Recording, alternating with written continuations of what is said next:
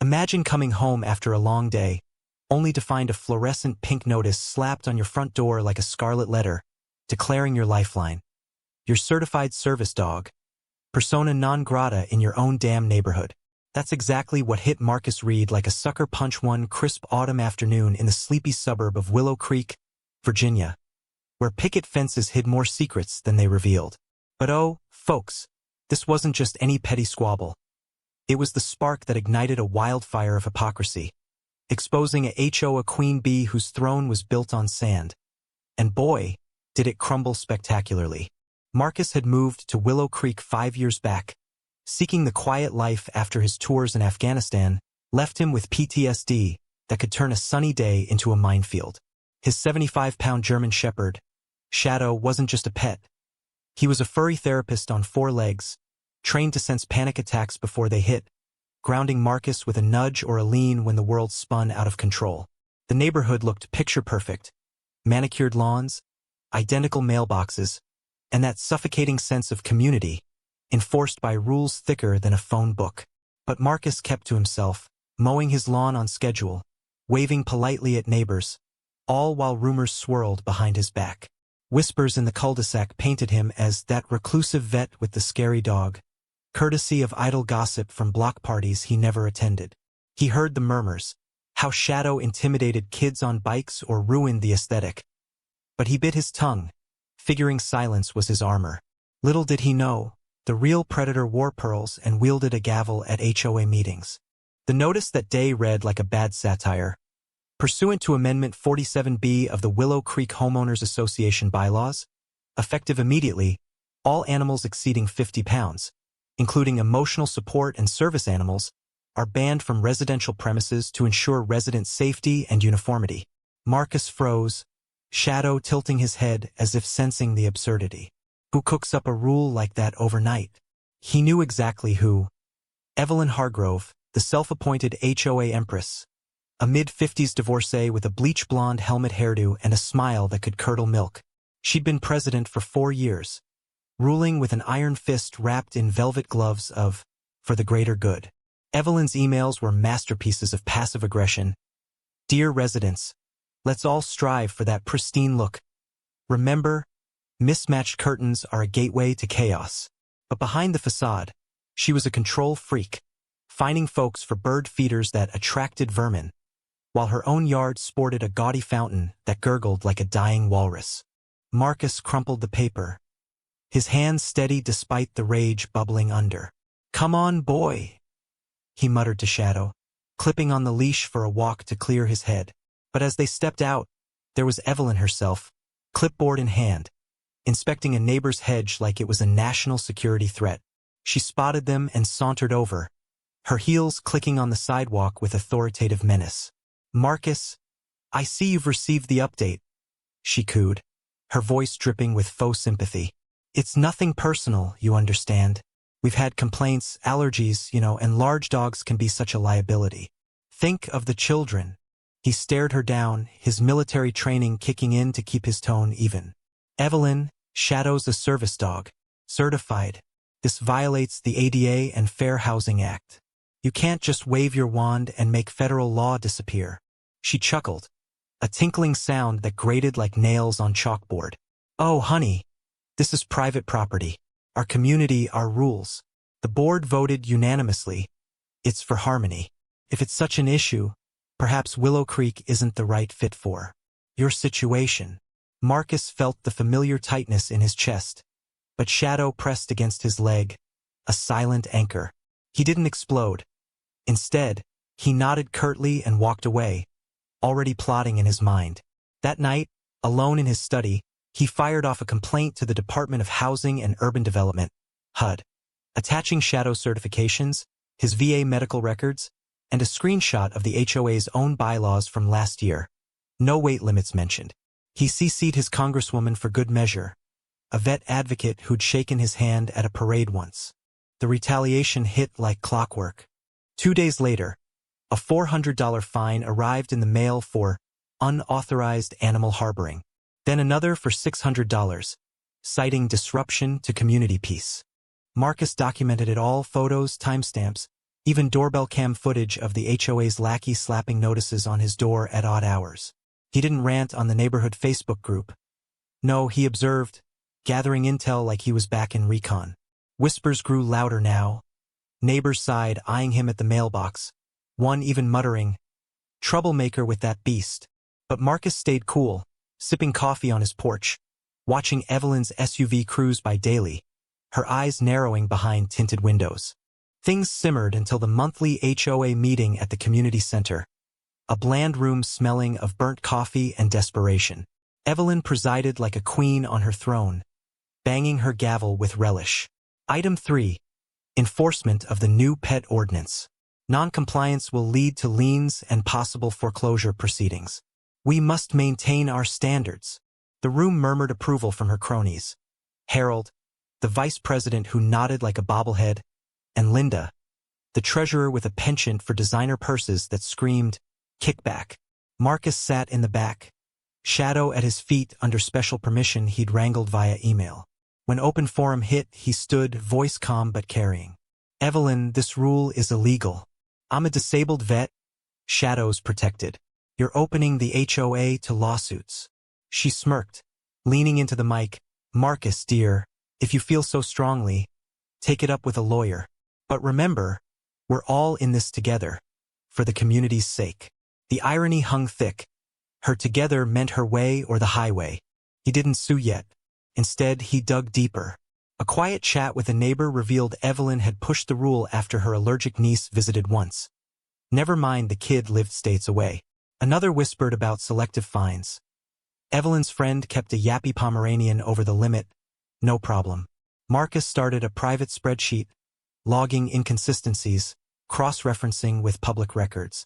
The tension built like a pressure cooker, Evelyn's emails now laced with veiled threats. Residents are reminded that harmony requires cooperation. Disputes can escalate costs for all.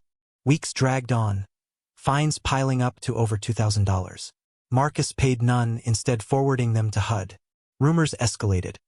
Evelyn spreading tales at Bridge Club that Marcus was unstable, his dog aggressive. One evening, a nosy neighbor knocked, feigning concern. "We heard about your issues. Maybe a smaller pet." Marcus smiled thinly. "Appreciate the worry, but Shadow's family." Inside, he seethed but channeled it into action. He contacted a pro bono lawyer from the ACLU, who laughed at the HOA's audacity. "This is textbook discrimination. We'll bury them in paperwork." The breaking point came when Evelyn organized a special compliance audit at Marcus's home. She arrived with Harold and Linda, tape measure in hand, citing visual inspections for rule adherence. Shadow growled low as they poked around his yard, Evelyn tooting at a slightly overgrown bush. "See? This is why we need standards. Your property devalues us all." Marcus crossed his arms. "And your illegal ban devalues human rights. Funny how that works." She waved him off. "Federal laws are guidelines. Our covenants are ironclad." Her hypocrisy was laughable. Marcus spotted her own fence painted a non-approved shade of beige, but said nothing.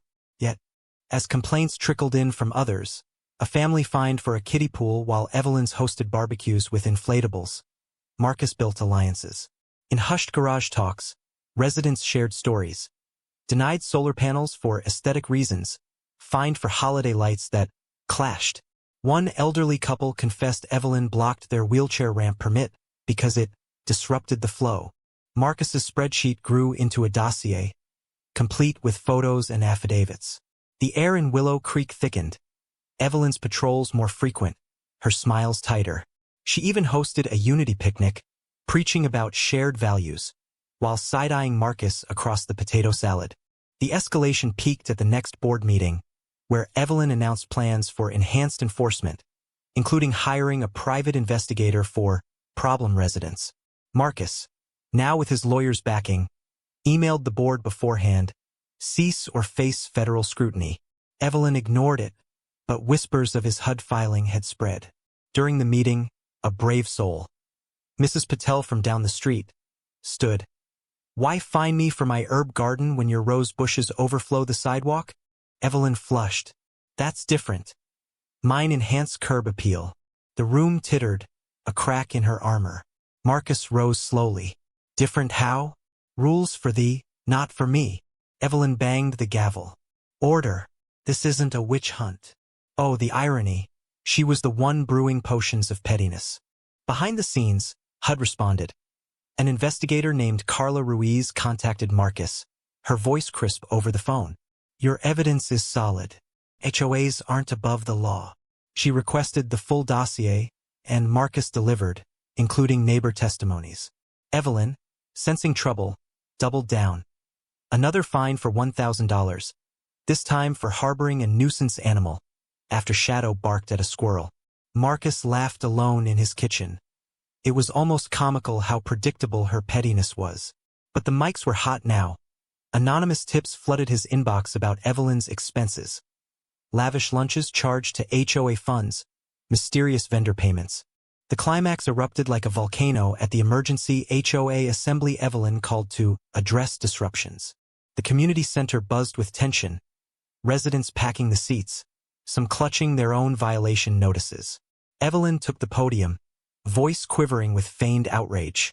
We've tolerated insubordination long enough. Certain individuals threaten our way of life. She pointed vaguely toward Marcus, who sat front row, laptop ready.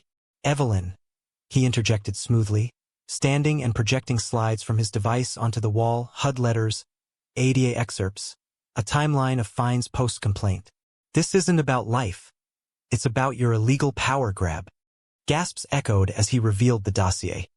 Scanned invoices showing $25,000 to a landscaping firm that Google proved non-existent, linked to Evelyn's brother-in-law. While you fine us for planters, you're siphoning dues for phantom services? The room exploded. Mrs. Patel waved her fine. You let your cronies slide. A burly dad shouted. Denied my ramp for my kid's wheelchair. Said it looked tacky. Evelyn stammered, face reddening like a tomato under stage lights. These are baseless accusations. I act for the community. Marcus clicked to an email chain. Her words, get rid of that vet. He's bad optics.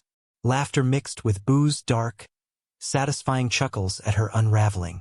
Optics? We're people, not props, Marcus said, voice booming now. Evelyn slammed her hands down. You don't understand sacrifice. Running this place is thankless. But the tide turned. Residents chanted resign. As HUD's cease and desist arrived via email mid-meeting, projected for all to see, Evelyn fled the stage, her empire crumbling in real time. The board dissolved that night amid chaos, with Evelyn muttering threats. You'll regret this. But Marcus just patted Shadow, whispering, we got boy. In the aftermath, the feds swooped in. Carla Ruiz led the charge, uncovering a web of embezzlement. Over $300,000 funneled through fake vendors, property flips to Evelyn's relatives via coerced sales. Arrests followed. Evelyn in cuffs on the local news, her smug grin gone, replaced by wide-eyed panic. The settlement hit $200,000 for Marcus, plus reforms. New transparent co-op, no fines without votes, refunds for bogus charges. Willow Creek bloomed anew. Ramps installed, gardens flourished, dogs roamed free. Marcus volunteered on the accessibility panel, Shadow a neighborhood hero with his own water station at the park. But as the dust settled, Evelyn's tearful courtroom plea, I only wanted order, rang hollow against the evidence. Willow Creek sighed in relief, the air fresher without her iron rule. Marcus watched from his porch, Shadow at his side, the community finally breathing easy. Was Evelyn the real victim of a thankless job, or just a bully who got what she deserved?